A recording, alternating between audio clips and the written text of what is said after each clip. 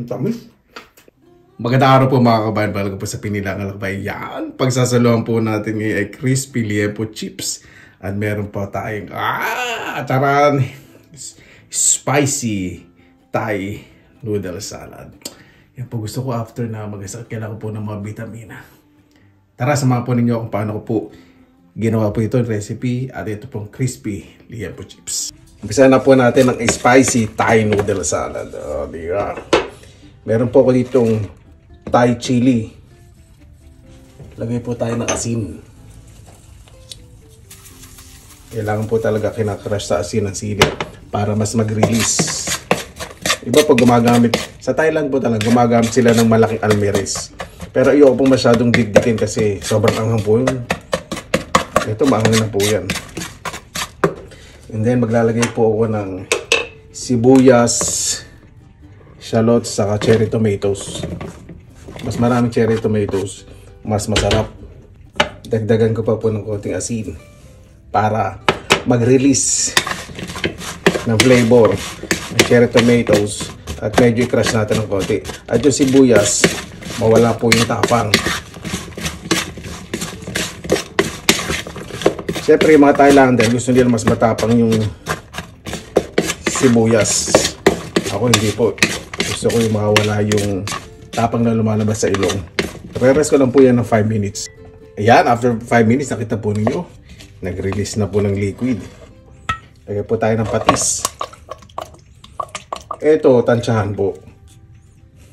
Titikman po ninyo kung gaano kaalat, kaasim o katamis. Lagay po tayo ng boneless na bagong na isda. Maglalagay po ako ng tamarind sauce. Ito po yung hinog na sampalok na pinukuluan tapos sinala. Yan. Ako nga. Maasim. Maasim pala talaga. Lalagay po asukal na pula.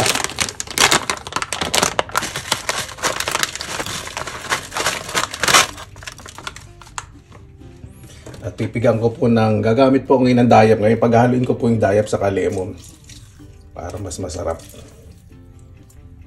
Yan, meron din po ang lemon. Gaano karami po yung liquid na lagay natin. Dapat gaano karami din po asukal. Ayan. Lagyan na po natin. Medyo ika-crush na po yung cherry tomatoes, ganyan-ganyan. Pero ayoko po na masyadong durog na durog. Katulad ginagawa ng mga Thai, hindi nila masyadong ginudurog. Then po natin hanggang sa matunaw po yung asukal. Ayan! Nilagay ko po ito sa oven. Ito pong maniliit po na liempo na skinless, 175 degrees Celsius. Pinampalasa ko lang po dyan konting asin, paminta at may patis. Thai style. Palamigin ko lang po. Lagay ko para palalamigin ko lang po at maya aahon ko. Huwag na may malamig na malamig. Yung makukuha ko yung liempo chips ng maayos. Ito po lang ako sarili ko. Ay, nako. Yan, diretso na po natin to. Halong-halo na po. Lagyan na po itong crab meat saka skinless, shellless na hipon. Tingnan po natin mabuti. Ito dahan-dahan po kasi yung crab meat madali pong matuturo. Dito po sa Finland, ito pong crab meat, lasa po talagang crab meat. Hindi po tinipid. Masarap po yung lasa. Hindi po siya lasang harina o lasang goma. Hindi po yung ganun yung texture. Ito masarap. Talagang meaty-meaty. Nawala na naman sa meaty-meaty po yung texture. Di ba? Napaganda po ng resulta. Natakam na ako. At ilalagay ko na po itong rice noodles. Huwag nyo po yung overcook yung rice noodles para mas masarap. Yung may konting kunat pa. Kasi pag hinalo nyo po dito, lalambot pa po yan, i-absorb po yung sauce. Tingnan po natin ito ng maayos. Ayan, lagay na po natin sa ating serving tray. O, diba? Pwede rin po kayo maglagay dito. Talagang nilalagyan po ito yung binusang mani. Ibubusan nyo po yung mani. Mas maganda medyo durog. Iba buo. Pwede rin kayo maglagay ng bawang na dinurog o kaya buo. Ayoko po kasi muna maglagay ng mani dahil medyo inuubo po ako ngayon. Yung bawang na durugo po, hindi ko po siya masyadong feel eh. Sarap. Lalagay po ako sa gilid ng meron po tayong pipino. O, diba? Ganyan po talaga ang mga Thailander. Gusto po kumain talaga nito kasi kailangan ko po ng enerhiya, hindi masyadong oily. Siyempre, yung lempo chips medyo oily pero so po kainin ganti. Medyo ipupush ko dito sa gitna. Kasi may nabili po ako yung yung soya bean sprout saka po yung sweet pea sprout. Sarap nito sa ibang mga greens. Yan! Manamis-namis po yan. Napakasarap. Diba? And then, itong lempo chips, hindi natin ilalagay kasi oily. So, okay na po. Kaya na po tayo.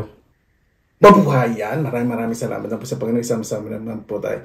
Naway say po ang lahat. Bago pa tayo pasalamatan po muna natin ang Panginoon. Panginoon, maraming salamat na po sa biyaya. Minig niyo po ibibigay na ibigay sa arat na naway bawat sa puligtas. Sa kanila pong mga tahanan o wala man po iligtas. Lalo na po yung malalayo po sa kanilang mga pamilya. Kaya na po bahala po sa amin. Sinusuko na po namin sa inyo sa kanila ni Jesus. Amen. Bisa na po natin. O, diba? Bisad ko nga. Hindi ko na po muna nakakamayin. Kasi mga tayo talaga kinakamay nila eh. Ay, naku. Kakamay ko na lang mamaya-maya.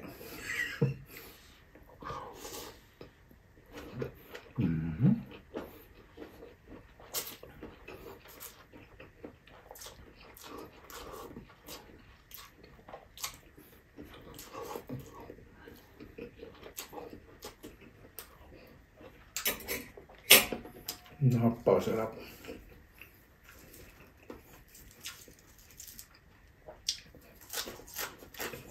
Ang tamis. Ang tamis ito.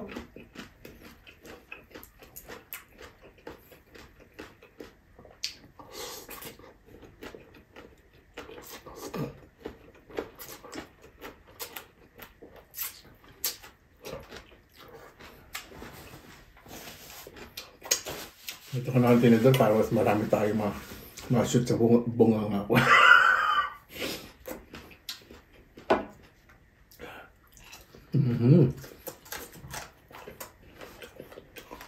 Crispy, may konting crispiness at kunat. Oh.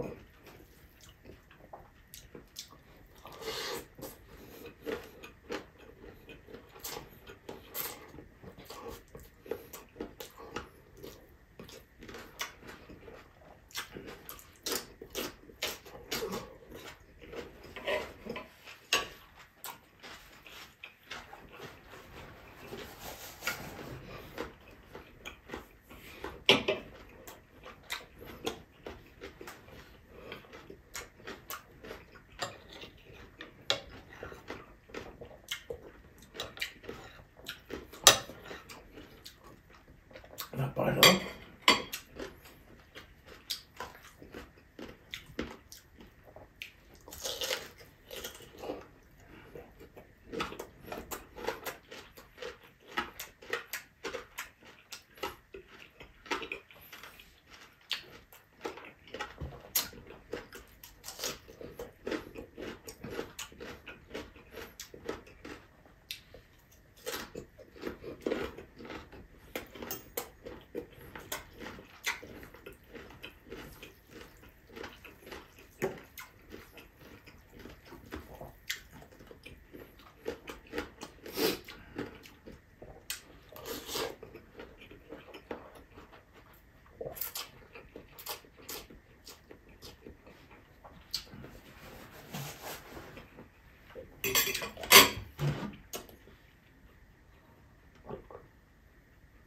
May pagkakambay ng ng dayap, ng lime sa lemon.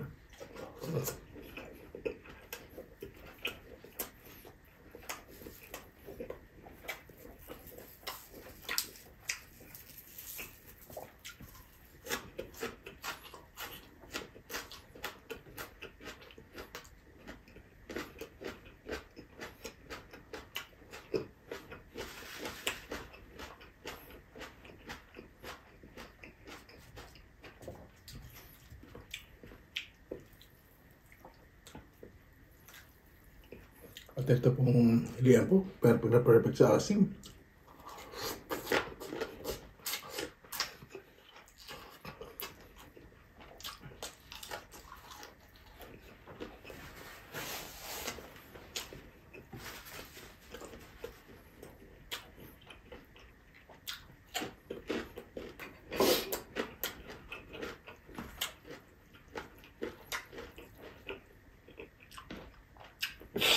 Just may lumalabas po yung ahon sa ilong ko.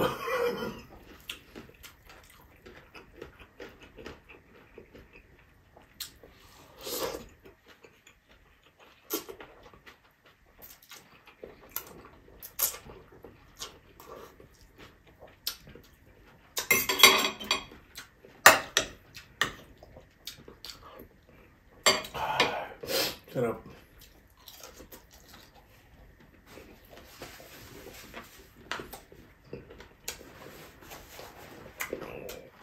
Sarap po nito itong soya.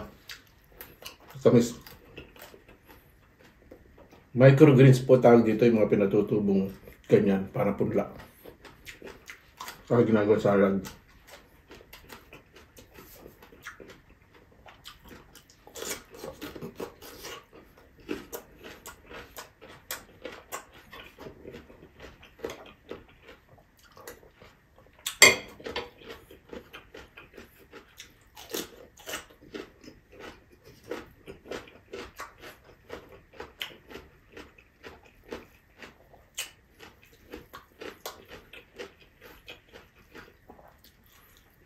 Totoo po sa pagkain sa mga Thai friends ko sa aking pagluto, sa panood din ng YouTube.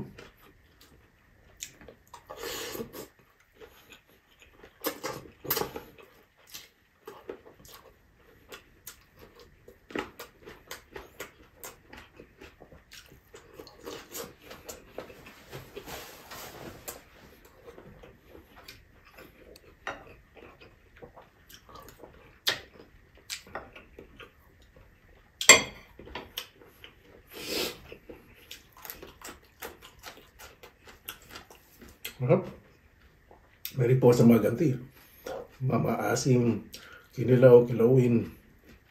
Pero siyempre hindi na po masyado nagkakain ng ganito. Binabalansi ko na po yung pagkain, di ba?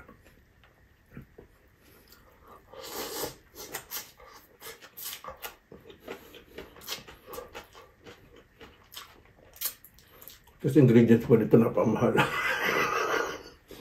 Ito po.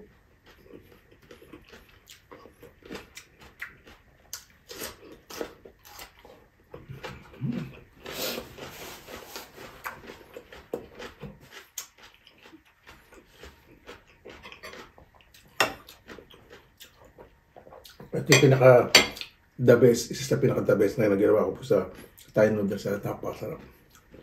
Dati hindi masyadong nilalagay ng lime. Ngayon, mas maraming lime saka lemon. Yung mas masarap pala.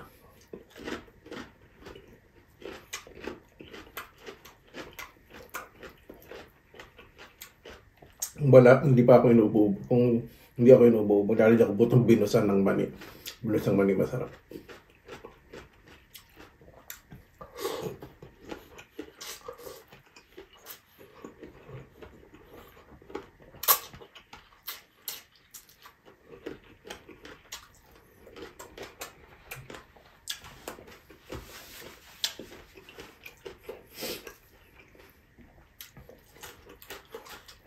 Ang dami ito malatong. Ito. Itong sweet pea sprout. O sugar snap. Hindi ko alam kung sweet pea ito o sugar snap.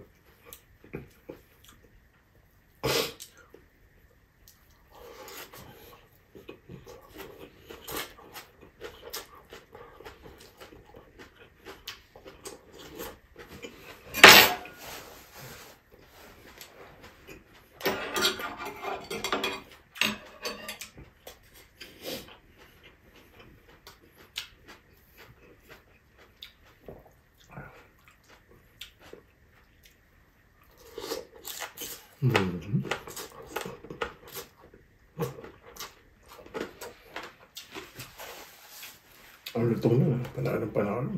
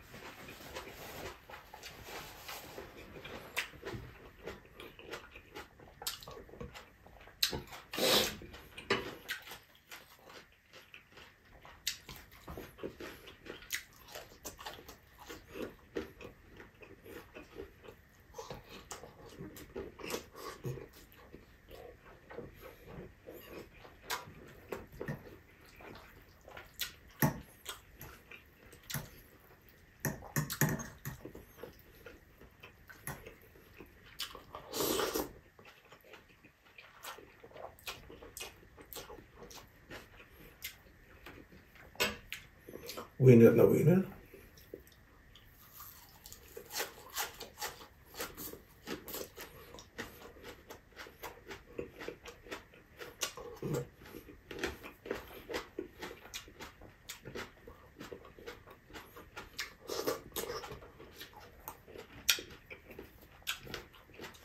Sana may mabili ulit ako ng ganito. Itong soya sprout. Soya bean sprout. Kahit pang sugar is not sweet peas, lagi naman po meron. Basta may sunflower din.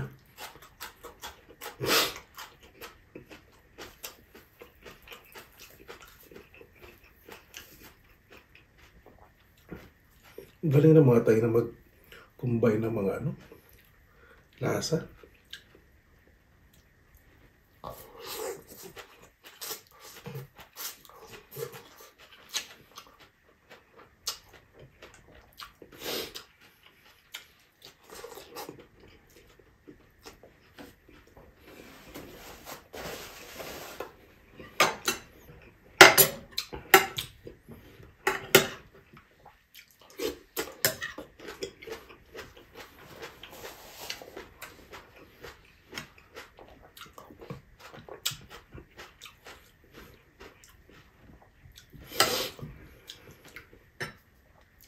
Lumalabas yung aking sa anit ko sa yung dito. Yung anghang. Para tunutos ko ng karayom.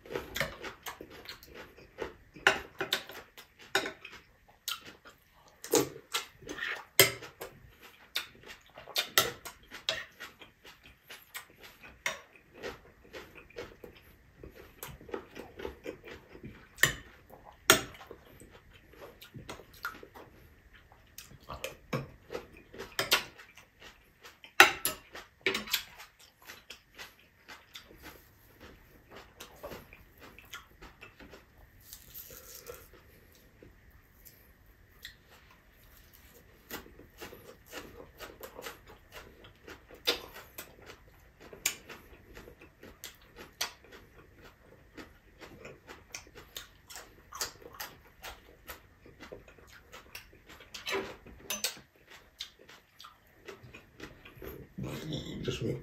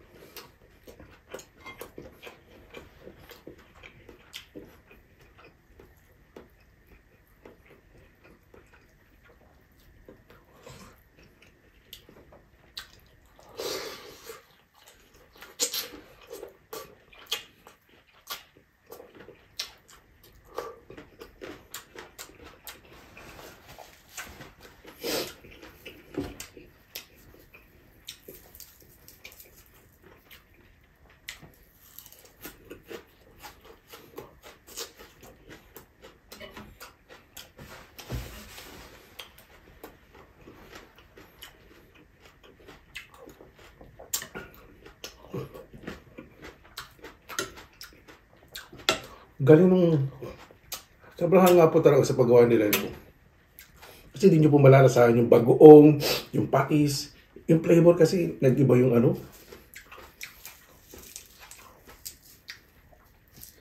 Basta yung result napakasarap.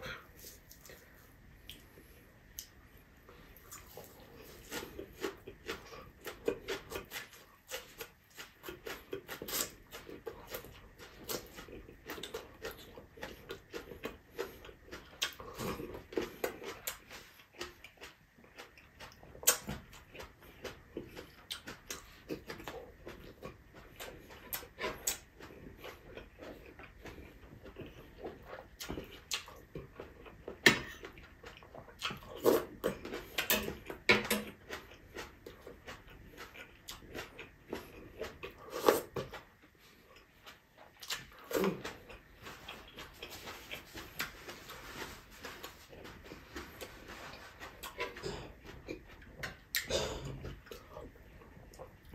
na may mga kapitbahay ko. Nag-uubuhan. Pati yung mga bata. Kaya niyo po yung mga bata. Kasi ngayon plus na naman temperature. Ibang klase.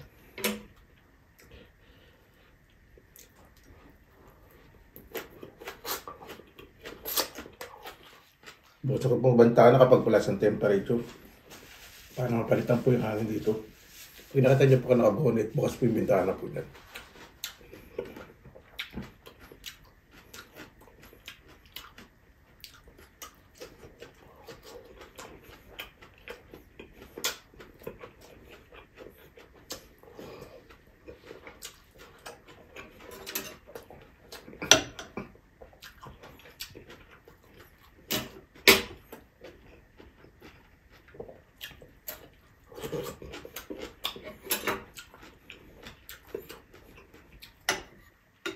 Kaya pala pag bumibili sila ng soybean sprout sa Asian shop, napakamahal. Sarap pala. First time ko po nakain ng soybean sprout.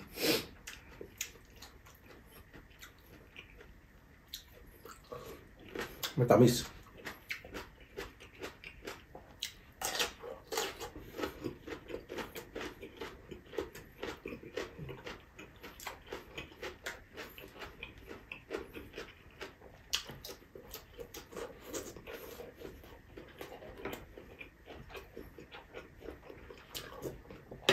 Ang talaga nasa sarsa. Pag hinihiga po yung sarsa, parang gumuguhit yung sili. Sa utak ko.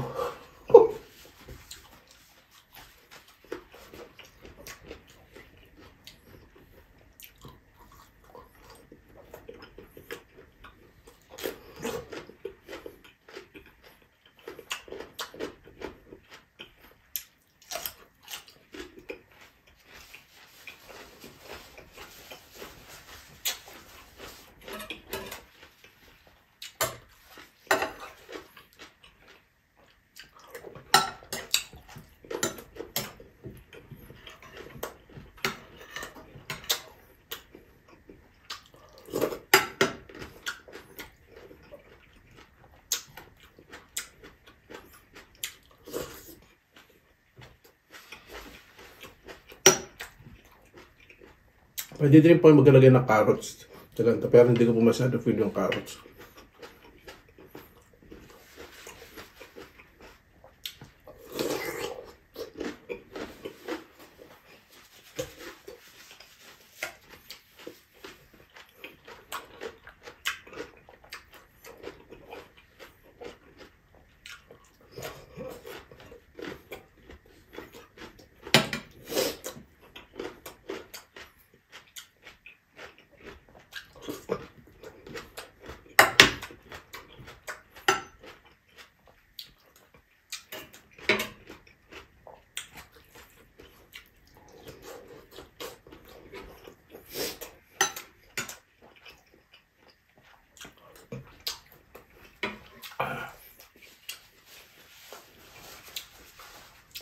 Ayos na po yun. Ito hindi po tatapon to. Ako na naman nagkamay nito eh. Nalagay po sa container. Sa rep.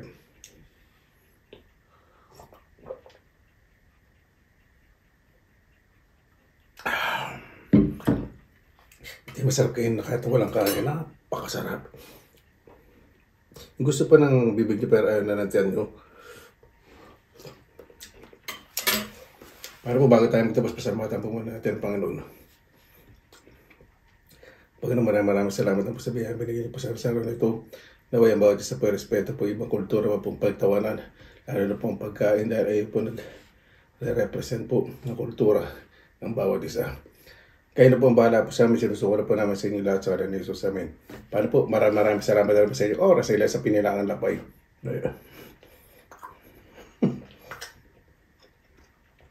Basta lagi po tayong positive vibes, good vibes. God bless. Ingat po lagi mo ng araw. Laban na!